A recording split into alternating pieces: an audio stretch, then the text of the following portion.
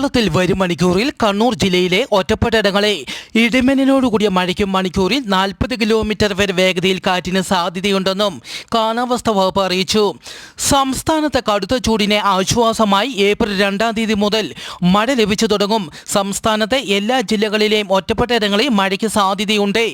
ശക്തമായ മഴയ്ക്ക് സാധ്യതയുള്ളതിനാൽ വരുന്ന ഏപ്രിൽ 2-ാം തീയതി ബുധനാഴ്ചയും വ്യാഴാഴ്ചയും പാലക്കാട്, മലപ്പുറം, വയനാട് ജില്ലകളിൽ കാലാവസ്ഥാ വകുപ്പ് യെല്ലോ അലർട്ട് പ്രഖ്യാപിച്ചു.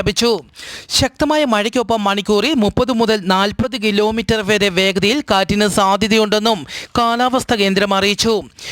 ഒഡീഷ ട്രെയിൻ പാളം തെറ്റി. കാമാഖ്യ എക്സ്പ്രസിന്റെ 11 ബോഗികൾ പാളം തെറ്റി. അപകടത്തിൽ 25 പേർക്ക് പരിക്കേറ്റു. അപകട കാരണം വ്യക്തമല്ല. രക്ഷാപ്രവർത്തനം പുരോഗമിക്കുന്നു.